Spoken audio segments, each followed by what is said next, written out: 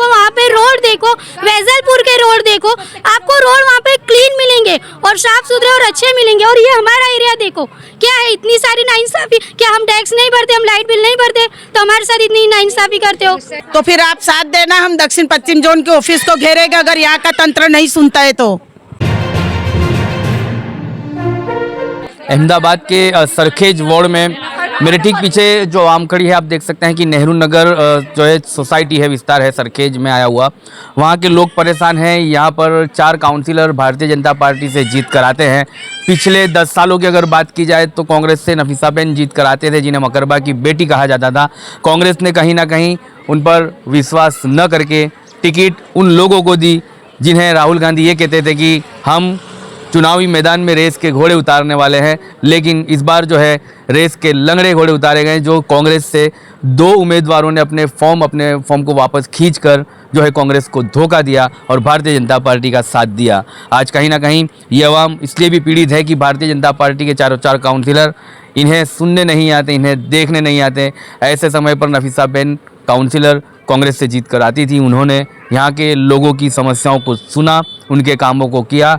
आज भी हार कर भी वो लोगों के बीच में हैं। लोगों की समस्याओं का समाधान कराने जो है कॉरपोरेशन के अधिकारियों से मिलते हैं, उनसे बात करते हैं। दुख की बात यह है कि हम लोग कब जागेंगे, कब समझेंगे कि ऐसे नुमाइंदों को हम जिता कर लाए जो हमारी आवाज़ बनते हैं, जो हमारे जो है समस्याओं पर हर वक्त खड़े रहते हैं। कांग्रेस ने जिस तरह से लंगड़े घोड़ों पर विश्वास किया था, इसी तरह से हमको चाहे नफीसाबेन किसी भी पक्ष से आए या वो निर्दलीय जो है अपना फॉर्म दर्ज करा कर आए, उन्हें जिताना इसलिए भी ज़रूरी था और ज़रूरी होता है कि आपकी समस्याओं का समाधान करते हैं। चलिए हम पहले ही नफीसाबेन से समझते हैं कि क्या समस्या है इनके लोगों की और कब से ये पीड़ित है। सरखेज की पूरे विस्तार इलाकों की मैं बात करूंगी और खासकर नेहरू नगर की भी बात करती हूँ। मैं हर जगह पर गटर भरी हुई है। मैं कोई भी इलाके से गुजरूं, मेरे पास अभी भी हाल में सुबह से लेकर शाम तक के 40 से 50 कॉल आते हैं कि नफीसाबेन हमारी गटरें भरा गई, हमारे पानी में पोल्यूशन आता है। लेकिन कोई भी कॉरपोरेशन के अधिकारियों को भी हम बार रजूआत करते हैं, लेकिन कोई सुनने वाला नहीं है। भारतीय जनता पार्टी का तो कहना ही क्या है, उनको तो कह ही नहीं सकते। लेकिन अधिकारियों की जवाबदारी आती है उनको काम करने की कि भाई तुमको कोई भी पक्ष को नहीं देखना है, लेकिन विस्तार जो भी पक्ष से ऊपर उठकर अधिकारियों को ये काम करना होता है।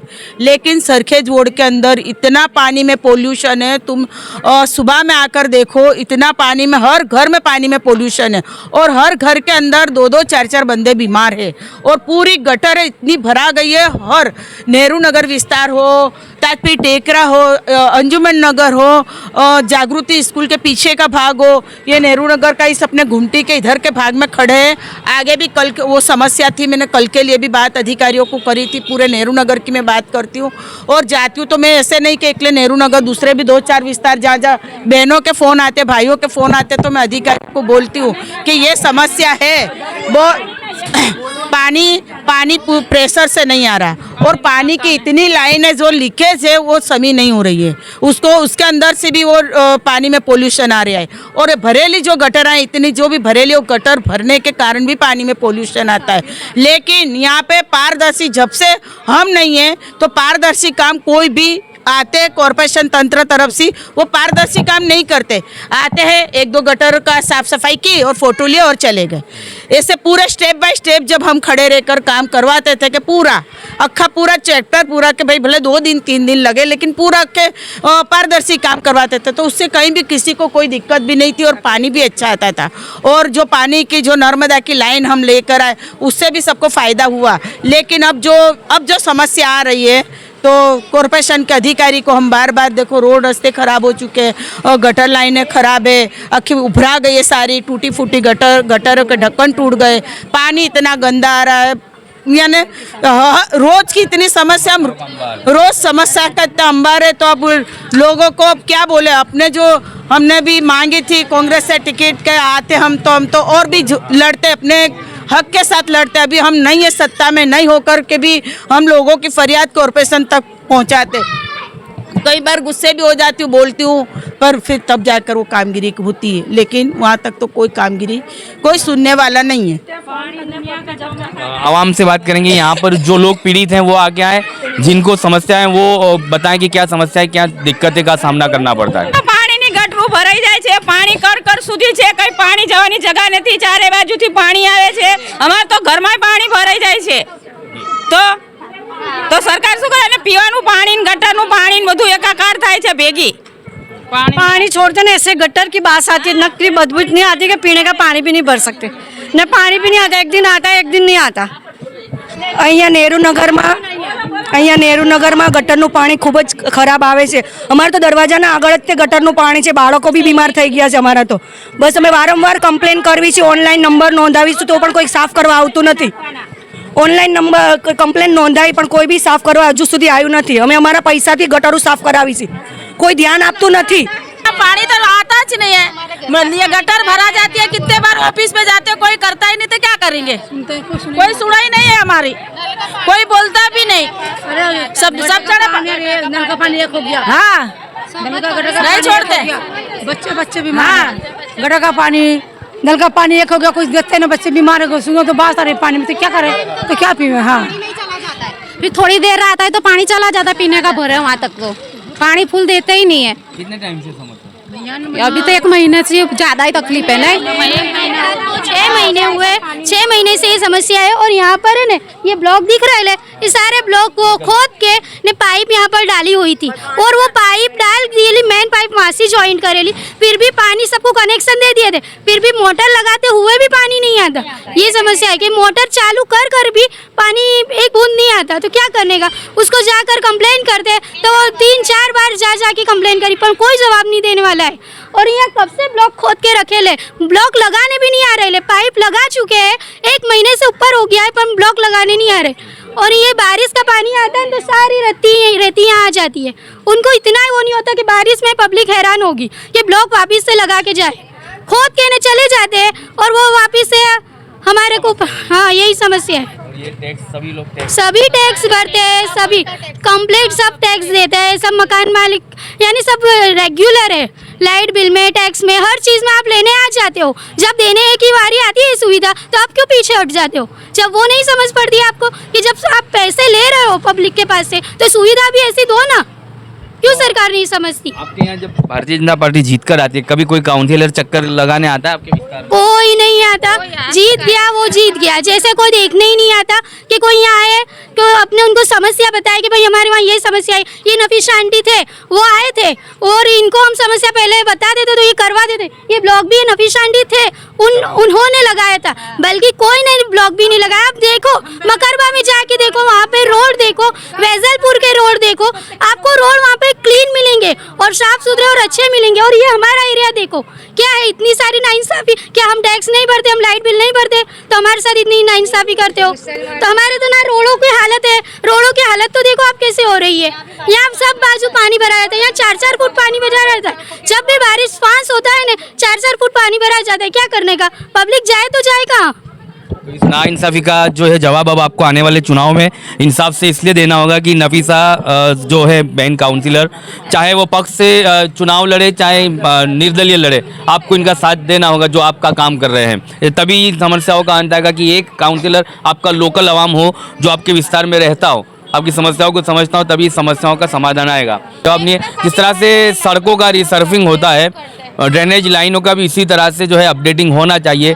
नफीसा बहन ने एक जो है बिल्कुल जो है ज़मीनी लेवल की बात ये बताई कि जहाँ जहाँ इन्होंने अधिकारियों से बात की तो वो पूरी लाइनें जो है लीकेज नज़र आई, उन लीकेज के चलते यहाँ तक प्रेशर पहुँच नहीं पाता है, जबकि मोटर लगाकर भी जो है इस प्रेशर को नहीं खींच पाते।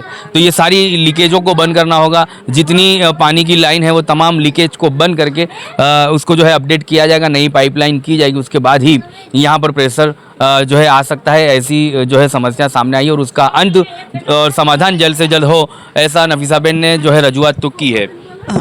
अगर ये समस्या का समाधान जल्द नहीं मिला, ये समस्या का समाधान जल्द अगर कॉरपोरेशन के अधिकारी नहीं लाते तो फिर हम बड़े पाए पे, बहुत बड़ा पाए पे हम आंदोलन करेंगे, वहाँ पे देखा धरना प्रदर्शन करेंगे, क्योंकि बहुत टाइम से सब पब्लिक झेल रही है, वो गंदा पानी पी रही है और कहीं ना कहीं बीमार इतने पड़े हैं। तो हम बहुत बड़े पाए पे दक्षिण पश्चिम जोन को हम घेरेंगे।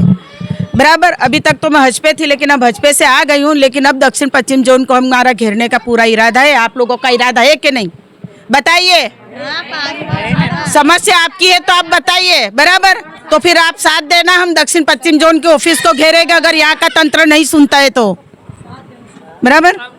चलिए, घेराव की चिमकी दी जा रही है। यहाँ से पूरा जो है अहमदाबाद म्यूनिसिपल कॉर्पोरेशन दक्षिण पश्चिम जोन को घेरा जाएगा। जब इनकी समस्याओं का समाधान नहीं होगा तो नफीसाबेन की आगेवानी में तमाम लोग आगे आएंगे। ये टैक्स पेयर है, टैक्स भरते हैं और टैक्स भरने के बाद भी उन्हीं इनके टैक्स के पैसों का इन्हें जो है लाभ नहीं मिलता है। ऐसे समय पर विरोध पक्ष से नफीसाबेन की आवाज़ उठती है, लोगों को लेकर पहुँचेंगे आने वाले दिनों में यदि इनका काम नहीं हुआ तो। और वैसे भी ये आवाम अकेली नहीं है, इनके साथ ऐसे नुमाइंदे, ऐसे जो है ज़मीनी लेवल की कार्यकर्ता नेता उनके साथ मौजूद है जिन्हें मकरबा की बेटी कहा जाता है। वो नफीसाबेन इनको लेकर आगे पहुंचेंगे। तो तमाम लोगों का जो है ये राय भी ली गई है और तमाम लोगों ने ये अनुमति दी है कि हम आपके साथ हैं, यदि काम नहीं हुआ तो पहुँचा जाएगा।